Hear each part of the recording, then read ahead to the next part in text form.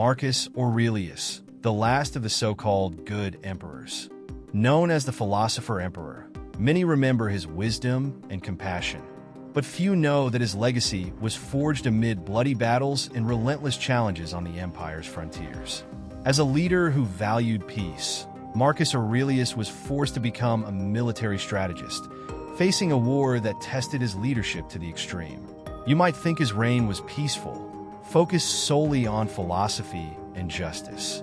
But what if I told you that most of his life was marked by brutal conflicts on the frontiers, where he personally led his legions against barbarian invaders, defending every inch of the empire? What really happened during these campaigns?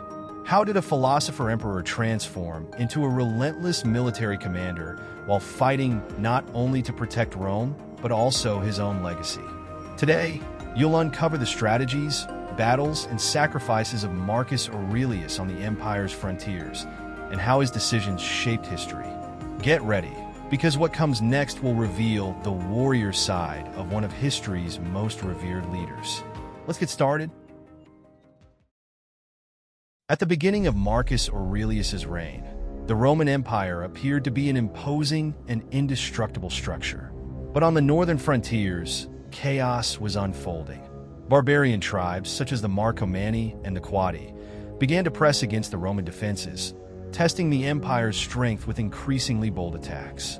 What were once isolated raids soon became coordinated invasions, threatening the stability of the Danube frontier. For Marcus Aurelius, an emperor more inclined toward philosophy than war, this reality presented an unexpected challenge.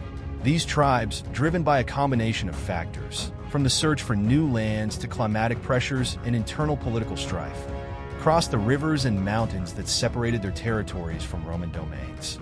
The symbolic wall dividing Roman civilization from barbarism began to crumble. Marcus Aurelius, who had until then governed with a focus on internal reforms and justice, found himself facing a dilemma. The peace he so desired was at risk, and the only path to restoring it seemed to be through war. The emperor soon understood that the barbarian invasions were not just a series of battles. They were the reflection of a deeper crisis. The northern tribes were becoming more organized, and the pressure on the frontiers was not limited to the military field, but also affected the economic and social spheres. If the empire did not act quickly, the threat could spread, compromising vital regions and weakening the cohesion of the imperial machinery. It was a crisis that demanded immediate action. The initial response was to strengthen the legions in the most vulnerable areas, increasing the military presence in the Danube provinces. But this required mobilizing resources and men from other parts of the empire, which created internal tensions and revealed the fragility of the Roman military infrastructure. Marcus Aurelius realized that the war on the frontiers would not be a matter of a few months, but a long-term campaign, requiring sacrifices and commitments beyond his personal inclinations. Amidst the growing chaos, Marcus Aurelius was forced to temporarily abandon his life in Rome to directly oversee the campaigns. He spent much of his reign on the frontiers, personally dealing with military and strategic issues, something rare for an emperor. In this process, the pacifist philosopher was slowly transforming into a military commander, learning, often painfully, that Rome's survival depended on his ability to master the battlefield. Marcus Aurelius's first major campaign on the Danube frontiers marked the beginning of his transformation. The year was 166 AD, and the Roman legions were being constantly pressed by barbarian incursions. Marcus Aurelius, accompanied by his co-emperor Lucius Verus, decided to act decisively. But while Lucius supervised the war in the eastern part of the empire, Marcus Aurelius focused his attention on the north, where the real challenge was emerging with brutal intensity. The initial moves of his campaign were strategic. He reorganized the defenses, fortified key cities, and implemented a series of temporary alliances with some of the less hostile barbarian tribes. However, the battle proved to be tougher than expected. The northern tribes, accustomed to the difficult and unpredictable terrain, used guerrilla tactics, undermining Roman attempts to establish firm control. Marcus Aurelius quickly realized that the war could not be won with brute force alone. As a military commander, he adopted an approach that combined his strategic skill with his deep philosophical insight. Instead of seeking quick and overwhelming victories, Marcus Aurelius opted for a war of attrition.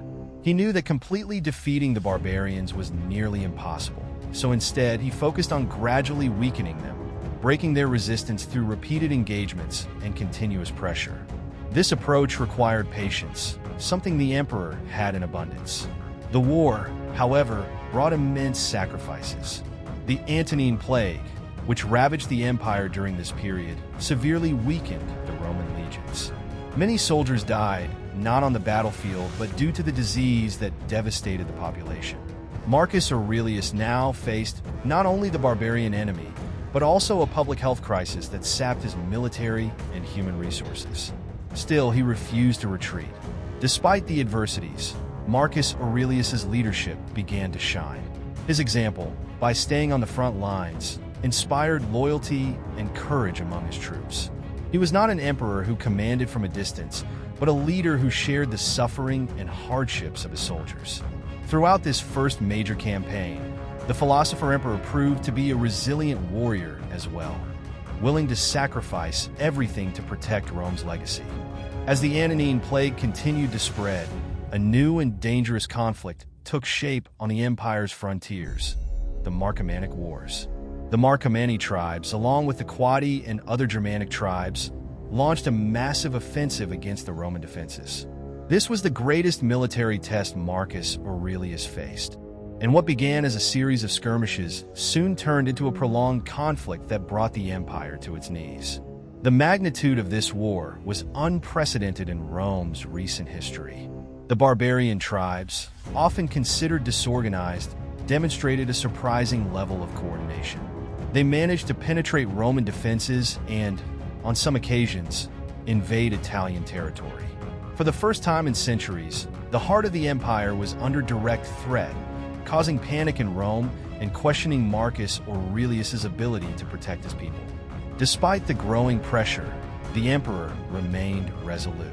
He understood that retreating or showing signs of weakness would only encourage the barbarians. Therefore, he mobilized even more resources, reorganized the legions, and called on veterans from all parts of the empire to reinforce his ranks. In a series of campaigns that stretched over years, Marcus Aurelius personally led the operations, guiding his troops against increasingly daring invaders.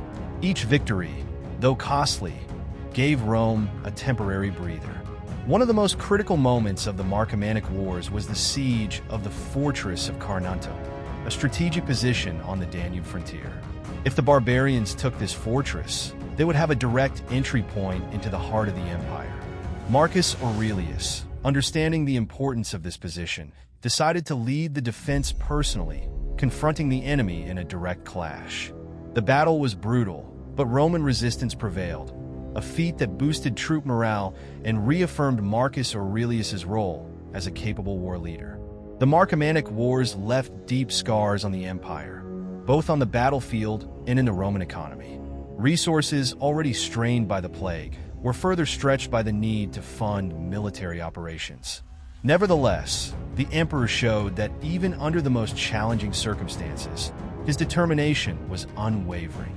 He knew that these wars were not just a struggle for Rome's present, but for the survival of its culture and legacy. Marcus Aurelius, the philosopher-emperor, applied his wisdom and stoic discipline to warfare tactics in a way that few expected. His approach on the battlefield was not just based on physical strength or military dominance, but also on a deep understanding of human nature and the nature of war itself. He understood that victory was not just about weapons, but about the mind, both of the enemy and his own soldiers. One of his most notable tactics was the ability to use time to his advantage. Marcus Aurelius was patient and often preferred to avoid decisive battles, opting instead to wear down the enemy over time. His campaigns in the Marcomannic Wars were long and grueling, but each calculated move was designed to gradually weaken the Germanic tribes. He knew that the tribes did not have the same resources as Rome, and that a prolonged war would benefit the empire in the long run. Additionally, he adopted a divide-and-conquer policy, Marcus Aurelius was skilled at exploiting internal divisions among the various barbarian groups. He often made temporary alliances with some tribes, using them to fight others. These agreements, though unstable, allowed Rome to maintain a strategic advantage on multiple fronts. When necessary, the emperor did not hesitate to break these agreements and attack the very tribes that were once his allies. On the battlefield, Marcus Aurelius demonstrated a remarkable ability to adapt his tactics to adverse conditions. Instead of relying solely on the legions, he incorporated auxiliary forces recruited from different parts of the empire, bringing a diversity of combat styles to his campaigns. This allowed him to confront the barbarians on their own terrain, using troops familiar with the climate, geography, and tactics of the enemies. The emperor understood that flexibility was essential to defeating an unpredictable foe. Despite his military success, Marcus Aurelius never lost sight of his philosophical principles. He viewed war as a necessary evil, something to be used only to ensure the peace and stability of Rome. In his writings, which would later become the Meditations, he reflected on the burden of being a leader in times of war, balancing his desire for peace with the brutal reality of the battles he faced. It was this balance between mind and sword that defined his military leadership and shaped his battlefield tactics. Marcus Aurelius's victories on the frontiers of the Roman Empire, although strategic and necessary, came at an immense cost. To him, war was never a glorious achievement, but a burden that weighed heavily on his shoulders. Each victory represented a new wave of casualties among his soldiers, civilians, and even the barbarian peoples. The emperor, who valued justice and balance, found himself confronted with the suffering that war brought, a reality that tested his morality and leadership. The Roman legions, once considered invincible, suffered severe losses. In addition to battlefield casualties, the Antonine Plague continued to ravage the ranks, leaving Marcus Aurelius with an increasingly smaller number of men to defend the vast empire. Recruitment became a constant challenge, forcing the emperor to incorporate more peasants and even barbarian mercenaries into his forces. These new troops, although necessary, often lacked the training and loyalty of the old legions, creating uncertainties amid the conflicts. Among the barbarian tribes, the impact was equally devastating. The Marcomannic Wars and other campaigns on the frontiers destabilized entire societies. Nomadic peoples were forced to migrate, fleeing the destruction caused by the Roman legions. Many were assimilated into the empire as slaves or forced colonists, while others rebelled, fueling further violence. Marcus Aurelius, in his philosophical reflections, recognized the weight of this suffering, knowing that in protecting Rome, he was destroying lives beyond its borders. The emotional and psychological pressure that this war placed on the emperor was immense. Although he maintained a stoic demeanor, as his philosophy preached, his meditations reveal a man constantly questioning the moral costs of his actions. Marcus Aurelius understood that his mission as emperor was to ensure Rome's survival, but each strategic decision came with deep sacrifices. This war of attrition taught him that victory was often bitter and stained with blood, both of his allies and his enemies. Despite all the difficulties, Marcus Aurelius pressed on. He knew that if Rome fell, the entire legacy of the empire, its culture, laws, and even its philosophy would be in jeopardy. The emperor was forced to balance his compassion with relentless determination, understanding that without military victories, there would be no lasting peace. Thus, his victories, although crucial for Rome's survival, came at a very high price, leaving deep scars on the soul of the empire and on Marcus Aurelius himself. As the wars on the northern frontiers intensified, Marcus Aurelius faced another monumental challenge: defending an empire under attack on multiple fronts.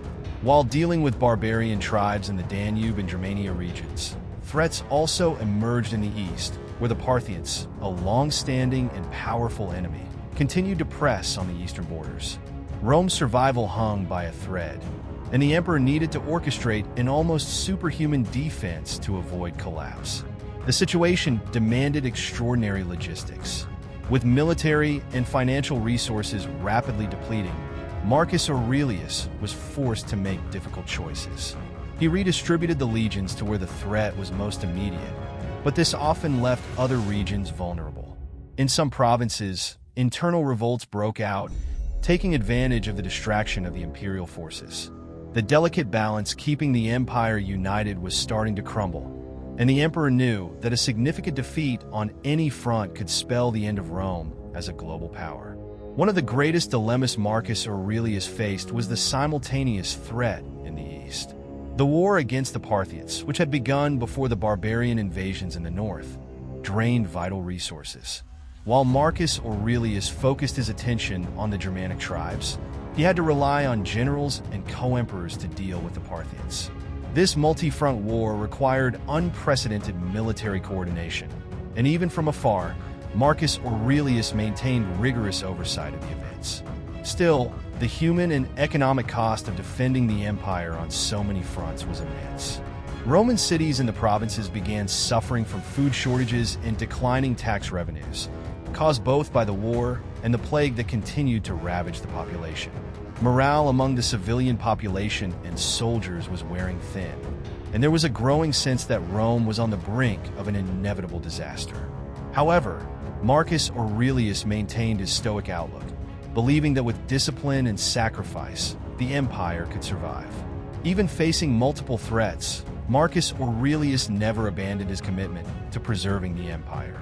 He mobilized all available resources and, with unwavering determination, continued to lead the campaigns with strategic precision.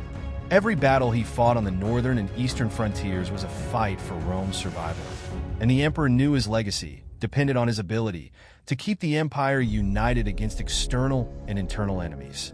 Throughout his 19-year reign, Marcus Aurelius faced challenges few Roman emperors had to endure. The title of philosopher still accompanies him in our collective memory, but his true transformation occurred on the battlefields, where Rome's fate was decided time and again. His wars were not fought for personal ambition, but for the necessity of protecting and preserving an empire on the brink of collapse. This emperor, who sought wisdom amid turmoil, had his leadership forged in the heat of battle. Marcus Aurelius's military decisions shaped the course of the Roman Empire, and his philosophical approach left an indelible mark on his style of governance. He never saw war as a means of conquest, but as a necessary sacrifice for peace. In his meditations, often written while camping with his troops, he reflected on the difficulties of being a leader in times of conflict. These reflections became one of the greatest intellectual legacies of the West, influencing leaders and thinkers for generations. Marcus Aurelius also left a military legacy. The frontiers he defended with such sacrifice remained secure for several decades after his death, and his campaigns in the Marcomannic Wars proved crucial in containing barbarian threats. Even in the face of extreme adversity, he demonstrated a strategic capability that placed him among Rome's great generals. He was a commander who understood both the nuances of war and human weaknesses, and he used these lessons to strengthen his army and his leadership.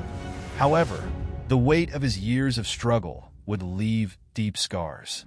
Marcus Aurelius was one of the few emperors to rule not only with the sword, but with the mind and heart. His insistence on personally leading the campaigns, rather than delegating to others, took a physical and emotional toll. In his later years, already exhausted by battles and political pressures, he continued to govern with impressive clarity of purpose. Even on the brink of death, his priority was ensuring the continuity of the empire. Marcus Aurelius was the last of Rome's 5 good emperors, and his death marked the end of an era of stability that the empire would never fully recover. His legacy as emperor, philosopher, and commander lives on today, not only in military victories, but in how he faced adversity with courage and wisdom. He may have been remembered as a lover of peace, but it was through war that he left his most enduring mark on history.